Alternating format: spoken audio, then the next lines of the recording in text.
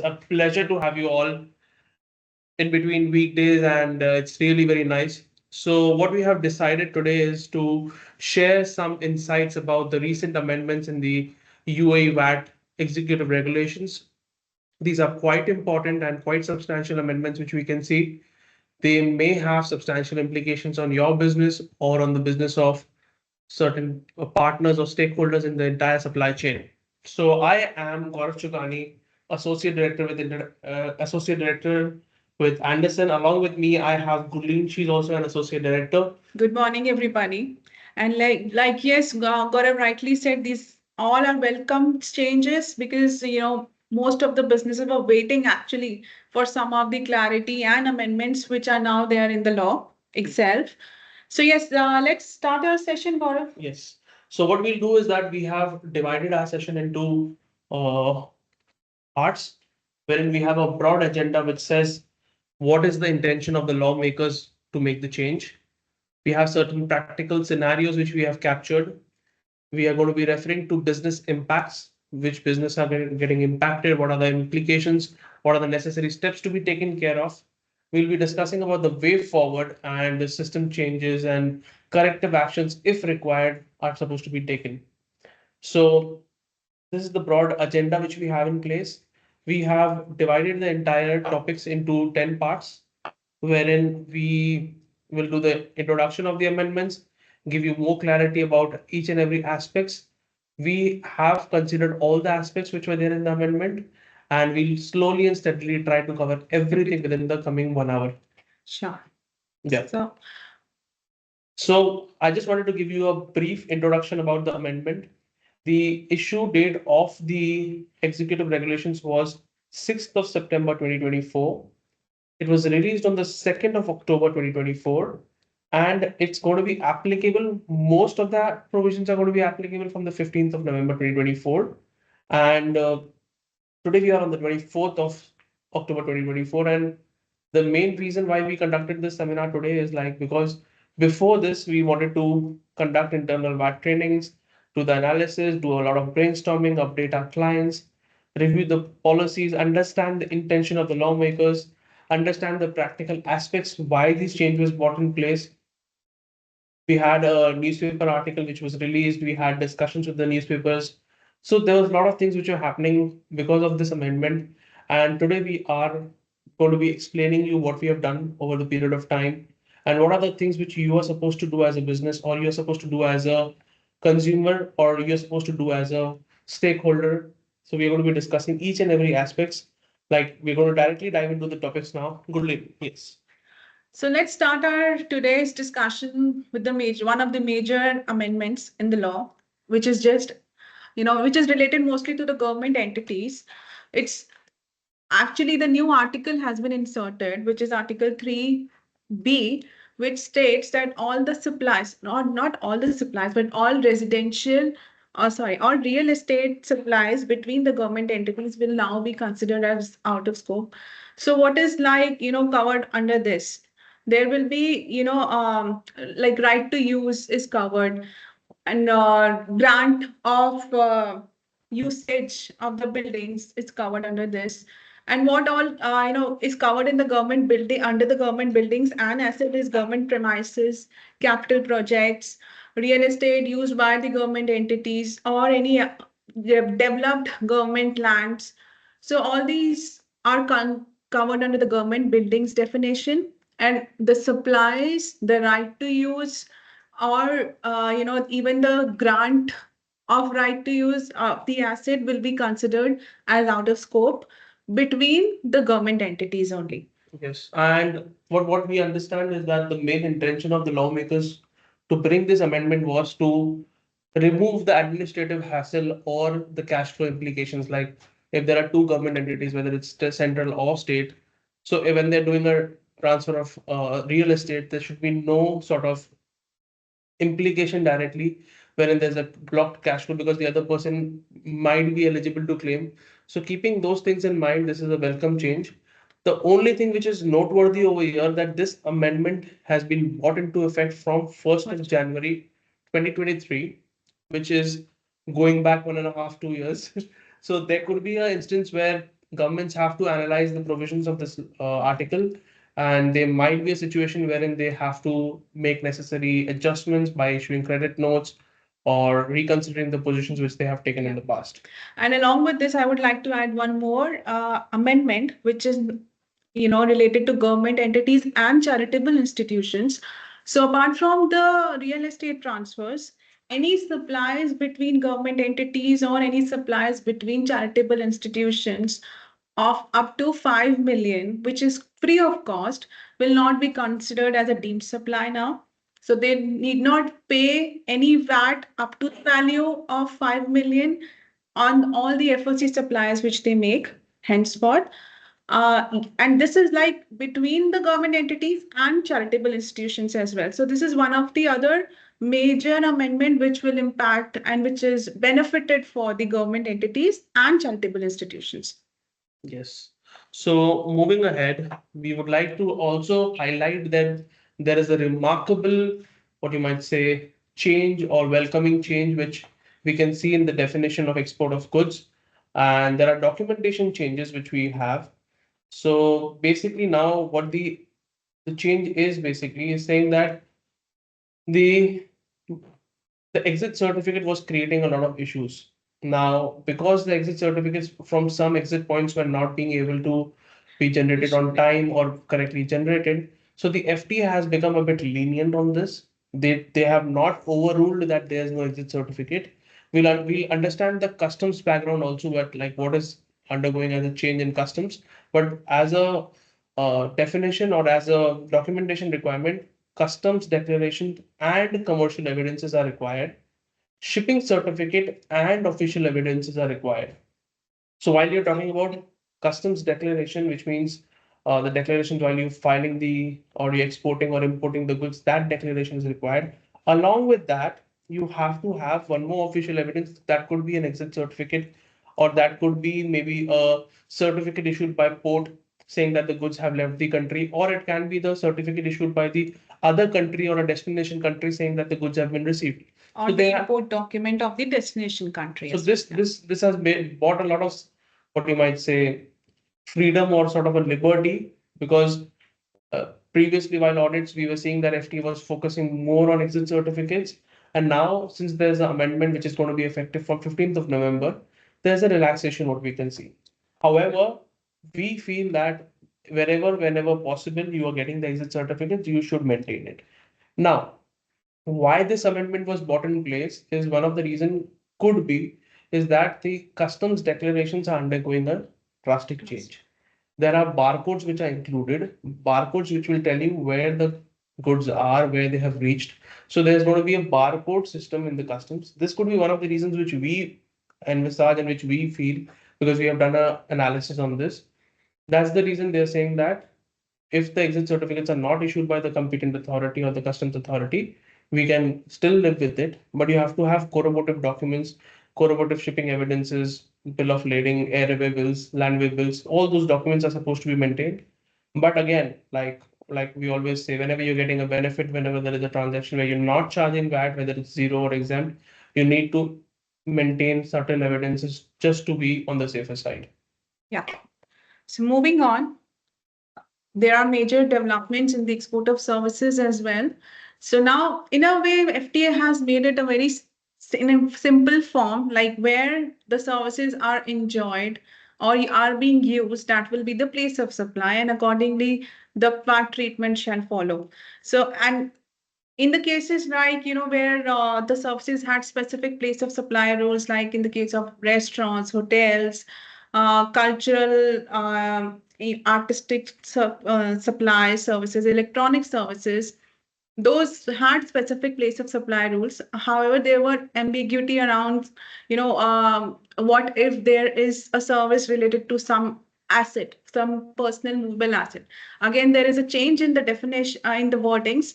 Now, instead of movable personal assets, FTA has clarified it's movable assets, not personal. So because it was creating a confusion, like, is it a personal asset which we can, only consider for this exception or not? So they have clarified now it's movable asset. And yes, the place of supply for the services now will be ascertained on the basis of actual usage of the service. Yes. So basically, this is more of a clarification rather than Yeah, amendment. amendment. Why? Because practically we were doing this. We were keeping the place of supply of these type of services separate, and we were not treating it under the zero rating. I just missed one point in the previous slide. We were conducting a poll for understanding how people are maintaining exit certificates and what do you think that is exit certificates important. So if you have answered the poll, fair enough. If not, just take a 2 minutes time and respond to the poll. We will get back to the possible answers because, to be very honest, considering the new amendment saying that exit certificates are sort of a substitute, there are substitutes available, but we strongly recommend that wherever and whenever possible, try to maintain exit certificates. And just to add on, there is a chat box on the top. There's an icon. So whatever queries you have, you can type down there and we'll take it up towards the end of the session. Yes.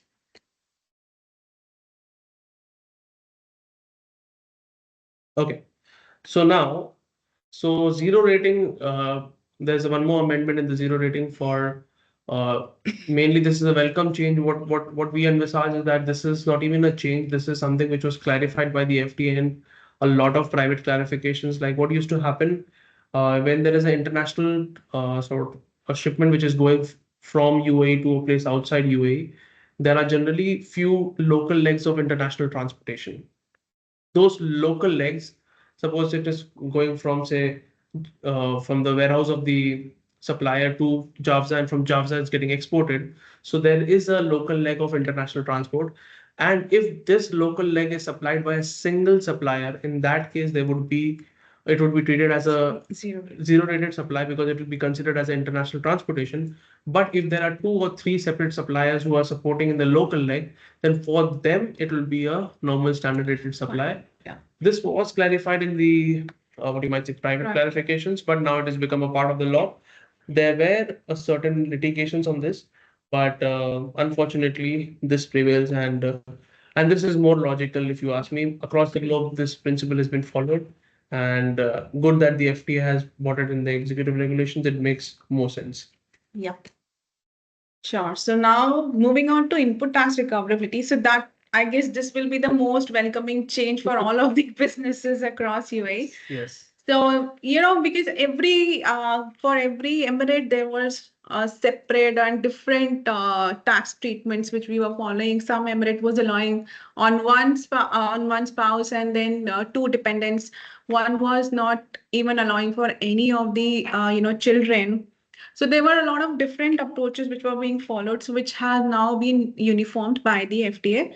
So now for all medical insurances, for the employees, one of their spouse and three children under the age of 18 are covered and eligible for them to take the input tax credit. Correct. So basically, many people were following various positions over here. We're going to be running a poll on this where we can just give what your views were prior to this amendment, whether you were claiming it, whether you were not claiming it, or what were you doing? You're subjectively claiming it for Abu Dhabi, or you have made the changes in the by filing a voluntary disclosure. This is really good, and and one thing to add, this amendment is effective from 15th of November 2024, and it's not a retrospective one. yes. So If you have invoices which are backdated, I don't think there would be any leverage which you can take. Exactly. You cannot take any benefit. But yeah, of course, invoices which you receive after that, or if your invoices which are dated after that, you can definitely take it. One more remarkable thing here is for Emiratis, like there were restrictions. Now I think that restriction also is a bit lenient. And you can also claim it for Emirati employees. So moving on to apportionment of input tax, this is a very major amendment for the businesses which are doing the annual wash-up calculations. So for the tax year, you would be knowing like 12 months tax period is there for all the assessees. Now, what if an SSE, removes out of one tax group and carries out the registration independently? Or what if a business gets deregistered? Then, in that scenario, the FTA has clarified that your tax year could be proportionate. So, we have given an example also.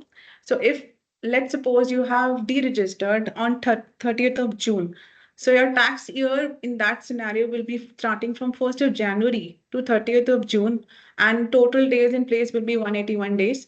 So instead of 250,000 limit, you have to see now only 123,972 AED limit to do your annual wash up calculations and accordingly do the adjustments if required. Agreed. And again, this amendment is also applicable from 15th of November and it's not a retrospective one. So what we have done is that we have put a cute box saying the date of effective date. Yeah. And we've put a cute box on the top as well, which says which article is relevant. Amended, So, yeah. so it So becomes you can do your linkings and it will be easier for you also to understand. And I think there are a lot of examples which you can refer to. There are a lot of examples which you can see. So it makes a bit easier for you to go back and refer back. So now coming to the most awaited Change. amendment and change and clarity from the FTA related to virtual assets. Yeah. So Gaurav, if you can take us through. Basically, virtual assets are basically assets which are traded freely in the ecosystem. And what is happening right now, it's similar to shares and debentures being treated. And till now, there was no clarity whether it is supposed to be exempted or whether it's supposed to be out of scope or whether it's supposed to be taxable. We had certain clients who were dealing in crypto. They were having their own crypto tradings every day on a daily basis. They were doing online trading. So they were also not even having clarity. We had filed for a clarification and we were waiting still for the response from the FTA. In between this, the amendment has brought in a lot of clarity, which says that the treatment would be similar to as if there's a treatment of a sale of share or a sale of debenture. Yeah. And that's a good thing. But the problem is that this amendment is applicable from retrospective 1st Jan 2018, which makes it more difficult. Why? Because people have already followed various treatments and they have sort of, maybe some people have went ahead and charged 5%. Yeah. So now it becomes very difficult for them to rectify all these transactions. People have already claimed input tax on these transactions. There are a lot of, what you might say, instances where we have seen that a lot of people have done apportionments. Now if they are part of a group, now they have to go back and revisit all their returns and see what best they can do. This was one of the major amendments which we saw. However, one noteworthy thing is that, similar to sale of shares and debentures, if there is any explicit fee which is charged for these transfer of virtual assets or conversion, if there is something which is charged as explicit fee, that would still remain taxable as a standard supply. One more thing, what we think is that we had published an article on the newspaper, Khalif Time. You may refer that as well. We have just put a snapshot of that. And there's one more remarkable change related to fund management services. Now, fund management services are those services which are like, what you might say, they are also considered as services which are in the landscape of exempt. They are also considered as exempt services because these are financial services. Now they were also brought into the definition of financial services, and they have also been treated as exempt because worldwide, if you see, most of the financial service fund management services are exempted. So just to bring in parity between the world and UAE also wanted to exempt this. Now what happens is most of the people are not even required to register if they are just fund management companies. So this becomes more easier for them to decide whether they have to register or not. But there could be several activities if they're doing, as if they're importing services, or if they are certain live importing a lot of softwares, or if they're making foreign payments, they might have to register. So there's an ambiguity and there's an analysis required whether they have to register or not. But this is the most important change which we see. Again, this is applicable from 15th of November, this fund management services. But the biggest hit I feel would be, the recoverability of input tax, which they might have recovered or going forward also they would not be able to recover, because again, if they are importing, then that input will become a restricted input. Exactly. So, and hence become a cost. So yes, let's analyze this in depth. And there's one more thing. yeah. Now, whenever we are speaking of the fund management services, these fund management should be approved by the authorities in the UAE, Yeah. and they should provide services uh, to people in the UAE and funds located in UAE. If anything is contrary, if they're providing services to funds located outside UAE, or if they're not authorized by the UAE competent authority, then there could be a possibility of levy of 5% VAT on Yeah. this. So there are conditions which needs to be fulfilled before we actually exempt this fund management services. Yes. So moving forward to tax invoices, changes in the tax invoices and tax credit note. Starting with the tax invoices, so all the so now there it's more of a clarity now. So simplified tax invoices, the date should be the date, like the date of the invoice and the date of issuance of the invoice should be the same. So there is no more 14 days time period available for in with respect to in simplified tax invoice. However, the normal tax invoices still have 14 days time period for the issuance. Yeah. And similarly, for the tax credit notes, what has happened? Like we can give you an example, Yeah. Gaurav. So basically, I'll just like to clarify something in respect of tax invoice. Simplified tax invoices are those invoices which are POS based, wherein you just get an invoice like a POS invoice, Yeah. a thermal paper invoice, that you have to deliver it immediately. There's no 14-day time to deliver. However, for summary tax invoice, wherein you're doing a supply within a calendar month for say for an entire month of September, you've made a supply and you have a 14-day period. So by the 14th of October, you can issue that invoice for the entire supplies which you have done, and you're issuing a summary invoice. FTA has also considered that there could be exceptions which have been granted that can also prevail if you have an exception from FTA. In case of credit note, now the FTA has clarified that if you're issuing a tax credit note, you have to, first of all, refer it to the tax invoice. Secondly, if you are issuing a subsequent credit note, then the reference of the original tax invoice and the credit note has to be there. Why? Because they are saying that the revised value of the first, after the first credit note has to be considered. Say you had issued an invoice of say 50,000 and there was a cancellation or a return of say 10,000. Now your amended value of supply is 40,000. And if you're subsequently issuing a credit note of say 20,000 again, then in that case, the reference of 40,000 as a value of supply should come and not 50,000. So it becomes more viable and you have to make a lot of system changes to cater to this. What we have recommended our clients that the reference of the original tax invoice and the first credit note or second credit note or third credit note, all the credit notes should be there if you are issuing a subsequent credit note. So it becomes more clear and you have the value of the revised tax bill supply. Yeah. Moving on to the next, though we have listed down all other amendments together, so make it simpler for you also. Starting with zero rating healthcare services, it's more of a clarity rather than an amendment. So FDA has now clarified like all the imports of the medical equipments or the pharmaceutical products which are zero rated, supplied as a zero rated supply, will be imported and required to be reported under RCM at zero rate only. So we have been doing the same, following the same principles for all of our clients till now. However, the FDA has now made it more like clarified it how it should be reported. Agreed. So this is more of a clarification in nature. Yeah. Now, Business. One small amendment which is looking a bit small, but has a lot of value, business days. While we are filing for reconsiderations, TDRCs, or penalty and waiver, or if there is any submission before the FDA, then they are referring to business days.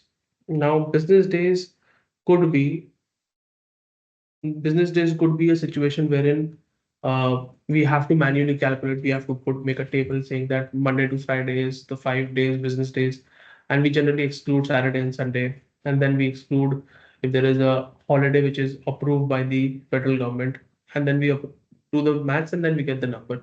This was done practically based on suggestions from lawyers and from the what you might say tax procedures law. Now it has been included in the UAE VAT law, which actually defines that it is a weekday, which is excluding the Saturday and Sunday and the public holidays. Yeah. One more thing, TDRC applications. We have been submitting a lot of TDRC applications. One note for the point from the TDRC application is that they're saying 40 business days you can submit the application from the date of decision of a reconsideration, say. But that 40 days has been read as only 40, not business days. It is read as only 40 days rather than 40 business days. We have seen a lot of rejections happening on a TDRC level. So we recommend all our stakeholders to ensure that 40 days is considered rather than 40 business days. This is a practical thing which has happened right now. Yeah. So moving on to the tax and suppliers for more than one component. So it's a mixed suppliers. So now the year has amended that if there is a single composite suppliers which lacks the principal component, then the tax treatment should be based on the nature of the supply as a whole. So given an example, when a supplier is supplying the services for, as a travel agent, so they book the tickets, air tickets, they may provide you some local transportation, they may provide you some international transportation within the destination country, they will provide you with the hotels booking services. So all these suppliers might have different tax treatment. But now if the supplier is not able to identify which is the principal supply, then we have to see the nature of the supply as a whole and follow a single tax treatment for the whole value. Agreed. We have already discussed this exceptions to related to deemed supply in our first slide, which is related to government entities, but this is applicable for both government and the charitable organizations, which we have already discussed. So moving forward, registrations and deregistrations by the FTA. So the FTA has now included one major point in the voluntary registrations. While applying for the voluntary registrations, you have to prove your intention to make taxable supplies as well. So how would you prove the intention? You should have in some agreements with your customers, which might be, starting from maybe in 2 months time, or maybe later at a later stage, but there should be one agreement, or you may have a PO in place or any other relevant document to substantiate, like you're not taking registration only for the sake of recovering input, but yes, you intend or you have some of the taxable supplies in the near future. And also now FTA has updated and commented, like they have power to remove any member from the tax group if they cease to make any taxable supply. So it's not like you have to file the deregistration request. If FTA identifies during any course of audit or any review, or in any scenario, they have the right to deregister or remove that member from the group. And also FTA has now mentioned, like they have the right to deregister also a taxable person to uphold the integrity of the tax system. So they have it's a like very wide term which they have covered. So they can give you any reason and suitable to them and deregister you for the tax purposes. Agreed. Now coming to profit margin schemes. So now FTA has clarified earlier what all the businesses which are supplying under profit margin scheme used to do. They used to take purchase price while calculating the profit margins. Now the FTA has clarified, so you have to include the purchase price and all associated cost which is related to that purchase in your purchase price to calculate the profit margin. So what implication it would have is that it will reduce your profit and hence, the VAT implications on it. So that's again a welcoming move for the taxpayers by the FTA. And yes, all the suppliers supplying in the profit margin scheme should make a note of it and act upon it. However, it is again, applicable from 15th of November and not a retrospective one. Okay. So this is one clarification which has come saying in respect of principal and agent. We have seen a lot of agents issuing invoices on behalf of principals, and it was of course mandatory for them to maintain records, name, address, registration numbers, detail of invoices, substantial records, ledgers, payment details for the invoices which they have issued on behalf of the principal. Also, the principal is similarly required to maintain the same records. We have been suggesting our principal agent clients to do this since quite some time. Also, as an addition, a reconciliation of both these things should happen just to avoid timing differences. We have seen a lot of timing differences, like say transactions related to April are getting captured in May or something like that. Those transactions are supposed to be reconciled, and the exact transaction as per the date of supply is supposed to be considered. So this is also a clarification rather than a amendment. Yeah. So moving on, one slight amendment in the definition of the residential buildings. FTA has now excluded hotel apartments and service apartments or the like from the definition, making it more clear, like, all the hotel apartments or serviced apartments are not residential buildings, but a part of a commercial building, and hence the tax treatment should follow accordingly. Agreed.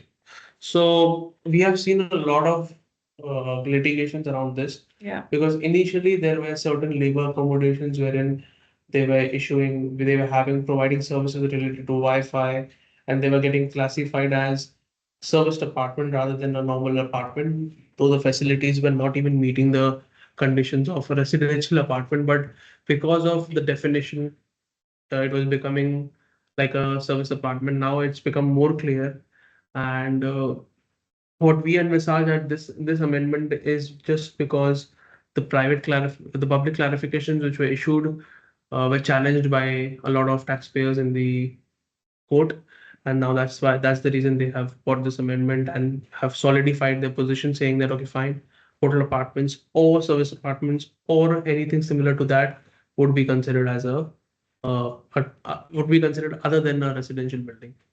Yeah. So next topic, which is amended or made, FTA has made it more clear, is zero rating means of transport. So Article 34 was related to supply of means of transport, and which was zero rated if it was for, designed for the commercial purposes.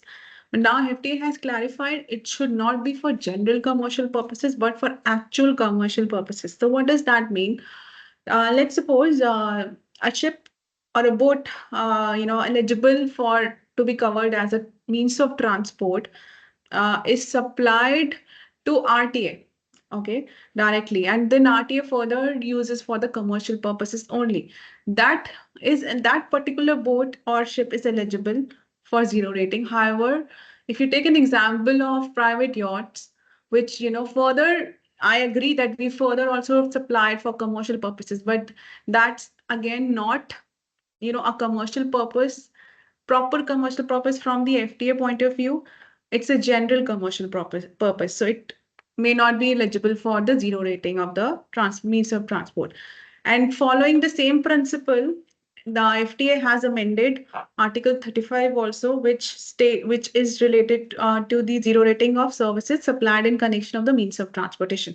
So only those services will be eligible for zero rating which are supplied in connection to means of transport eligible for zero rating. Moving ahead, we wanted to understand while we were reviewing these amendments, while we were going through these amendments, we noted that there are several system changes which could be required. One could be for the tax credit note, of course. You have to have the reference of the revised taxable value. You have to have the reference of the subsequent or the latest credit note as well as the original tax invoice. So there has to be certain system changes which are required as of now.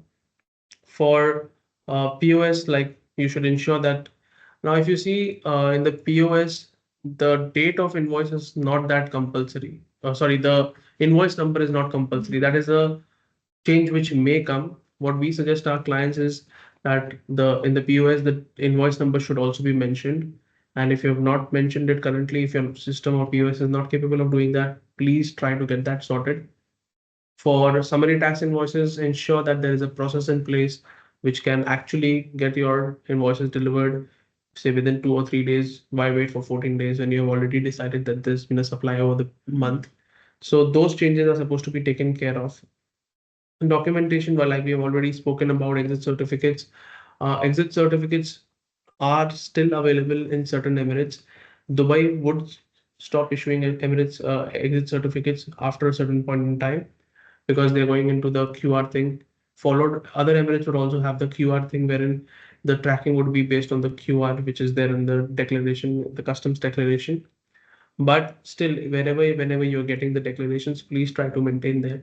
You may extend your sort of contract, or you may sort of change the contractual terms with your overseas customers to include sharing of their importation document, which again solidifies your position over here.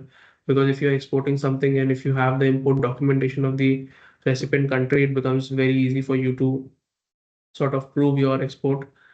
This is more important from sort of an international trade perspective because most of the people over here in the UAE, most of our stakeholders are into export business. This becomes very important for them. VAT returns, there could be certain changes in the VAT return because certain amendments are retrospective. There are certain voluntary disclosures which can trigger for, especially for crypto clients or fund management clients who had taken a position contrary to what has been clarified. So there could be analysis required to make changes to get into a position wherein amendments are taken care of. So that is important. There could be situations wherein input tax has been claimed in extra by these crypto and fund management or other amendment things. So that adjustment also has to be taken into account. Now, the most important poll also which we are running right now, what would be the current fate of the litigations which are ongoing? So most of the ongoing litigations, what we have seen is are a result. So these amendments are a result of the ongoing litigations which we are currently seeing, similar to that real estate one, wherein it has been clarified that residential would exclude hotel and service apartment. So those are a result of the litigations, what we envisage. So currently what we see is that what was there in the past and what was interpreted as by the FTA would still be challenged in the litigations.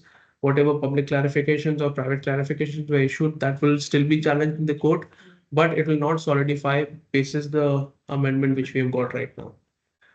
So litigations, whatever is there, would again be followed by the previous law, and the new law will not be applicable because most people will have a question next would be saying that we did not have exit certificates in 2018. Can I be exempt right now? The answer is no.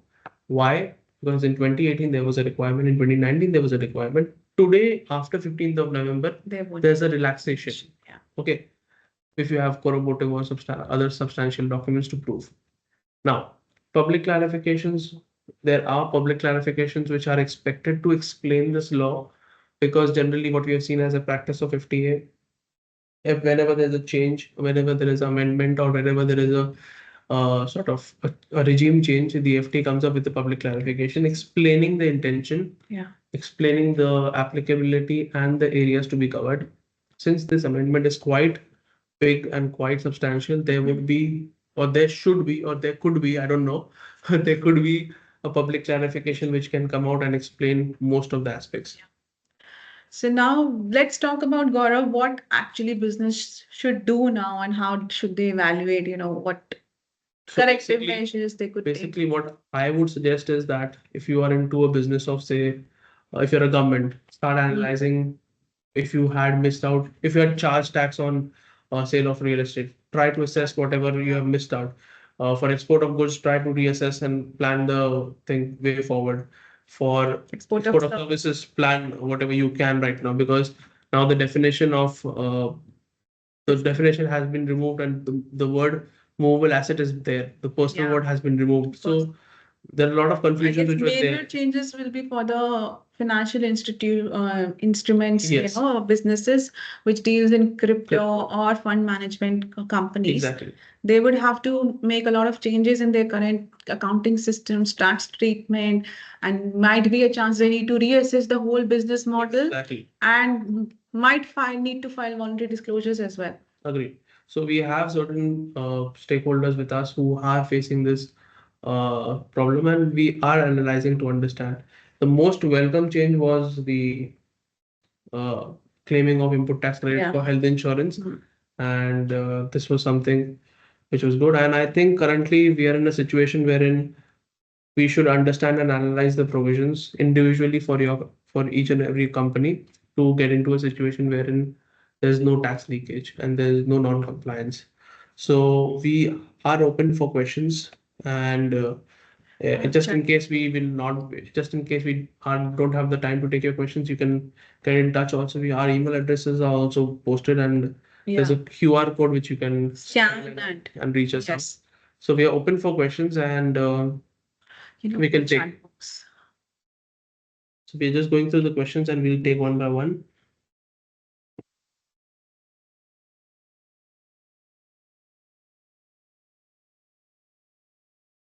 Okay.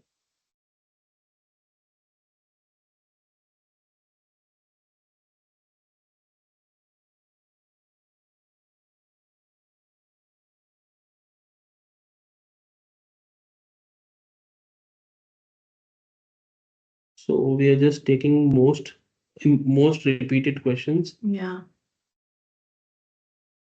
Yeah. Yeah. So I think there's one question wherein they are saying that what would be the treatment of import of goods, of which are pharmaceutical goods? How would it be treated if in box 6 it is getting populated as a 5%, then you have to make a adjustment in box number 7 to make it zero rated. If it is coming as a zero, which I don't think it would, Yeah. but if you might have to do a box 7 Box adjustment. 7 adjustment in this case. That question had been repeated 3 times. So we took that.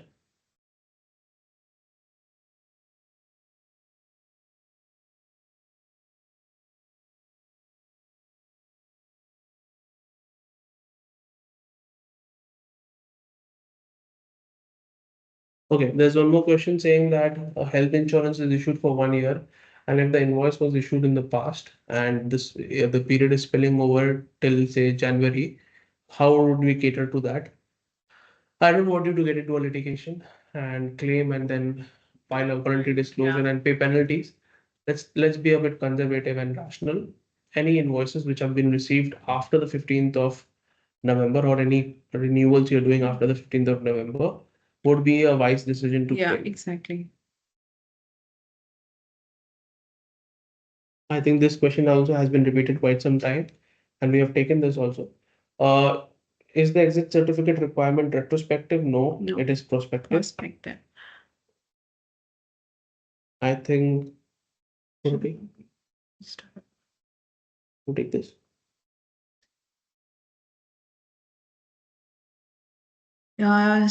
So I have a question here which says, should a company deregister if all the sales and purchases are outside the UAE? Yes.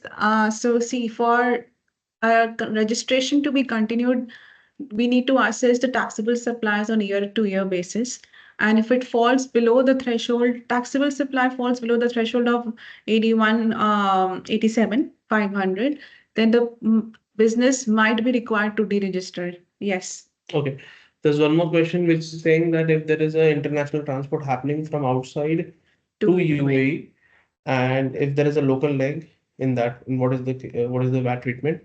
If it is happening from outside UAE till here, since the place of supply is outside UAE, it would be considered as a out of scope transaction if there is one service provider. But if there are two services providers or three service providers, in the local leg, that will be subject to VAT at standard rate. I think okay,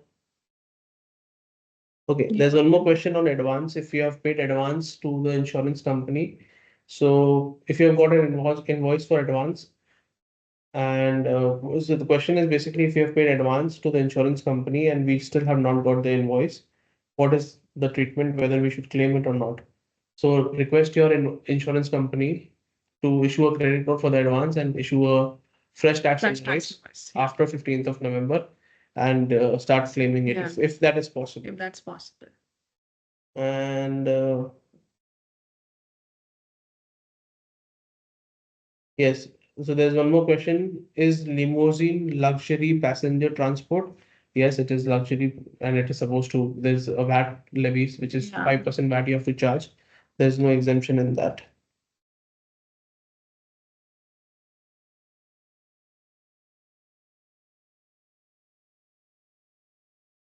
Okay, there are a few questions which are not related to amendment, which we can take separately. Separately, yeah. And I think we have tried to cover everything.